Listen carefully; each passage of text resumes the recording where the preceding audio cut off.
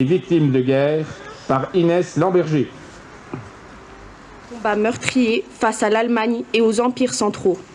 Il n'est pas une ville, pas un village de France qui ne garde gravé dans la pierre d'un monument aux morts le souvenir de ceux qui sacrifièrent leur vie pour la patrie et la liberté.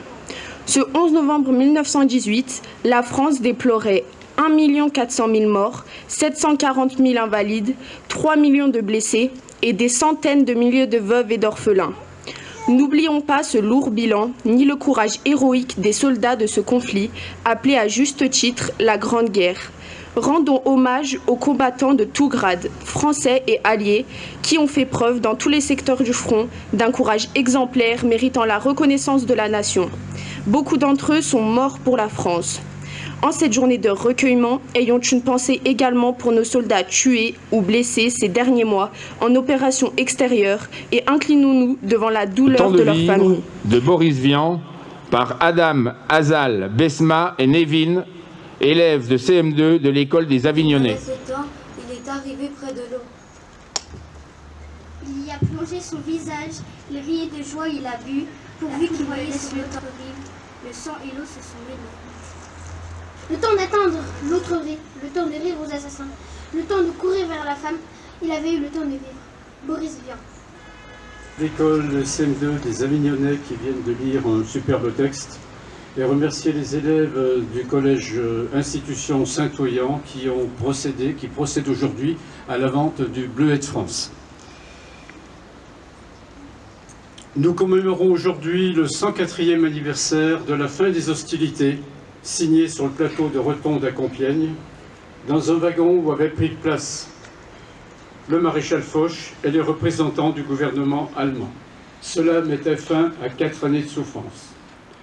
Célébrer l'armistice de 1918, c'est commémorer un conflit qui en 4 ans fera plus de 18 millions de morts, autant de civils que de militaires, et 21 millions de blessés, souvent estropiés ou mutilés à vie. 27% des hommes de 18 à 27 ans sont morts, 27%. On pensait que cette guerre serait la dernière, la der des der, comme l'on disait. On ne s'imaginait pas que l'horreur allait recommencer en pire 2 décennies plus tard, après la boucherie de 14-18, la barbarie de 39-45. Le 11 novembre, c'est le souvenir de l'immense souffrance de nos grands-parents et arrière-grands-parents qu'on a envoyé conquérir par milliers des morceaux de collines. C'est le souvenir d'une des plus grandes tragédies humaines. Célébrer le 11 novembre, c'est se rappeler la bataille de Verdun, lancée en 2016, et ses 700 000 victimes françaises et allemandes. C'est la bataille de la Somme avec son 1 200 000 soldats mis hors combat, dont 442 000 morts en 4 mois.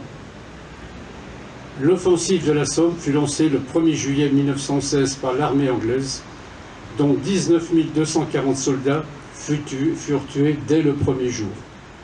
Il faut se représenter ce que veulent dire ces chiffres, près de 20 000 soldats tués en un seul jour, le premier jour de l'attaque. On a du mal à imaginer de tels chiffres. C'est aussi la bataille de la Marne, c'est le chemin des Dames. Ce sont 52 batailles entre le 7 août 1914 et le 5 novembre 1918, soit une bataille par mois. Cela est presque surréaliste, et pourtant malheureusement, ce n'était pas virtuel, mais bien un cauchemar réel. Il s'agit bien d'une victoire militaire, celle de nos héroïques poilus, des soldats qui sont allés jusqu'au sacrifice suprême pour que la France reste la France, et auquel il convient de rendre un hommage sans équivoque. Mais n'oublions pas nos alliés, l'Empire russe, l'Empire britannique, la Chine, le Portugal, l'Italie à partir de 1915, puis en 1917 les États-Unis, la Belgique, contre l'ennemi qui avait pour nom l'Allemagne, l'Empire austro-hongrois, la Bulgarie et l'Empire ottoman. Sur les plaques commémoratives inaugurées ici même, à côté de ce monument en 2018, vous lirez le nom des 2 premiers morts saint-claudiens de la guerre de 14, tombés le même jour, le 9 août 1914 dans les Vosges. Ils habitaient tous les deux au Faubourg Marcel, ils avaient tous les deux 23 ans, ils appartenaient au 149e RI, ils s'appelaient Gustave Daillet et Charles David. Vous y lirez aussi, hélas, celui du dernier Saint-Claudien mort pour la France, bien après la guerre de 14, Damien Zingarelli, assassiné le 29 décembre 2011 en Afghanistan. Pour les morts de la guerre 39-45, une plaque spéciale rassemble les noms des déportés. Bien sûr, nous pensons dans l'hommage de ce jour à tous les combattants, civils ou militaires, de toutes les guerres qui ont perdu la vie dans les combats, les embuscades, les exécutions sommaires, les fermes et les villages incendiés. Combien d'hommes sacrifiés pour sauver la France? Nous leur devons respect et reconnaissance. Prennent sans attendre le relais et ne laissent pas s'éteindre la flamme du souvenir.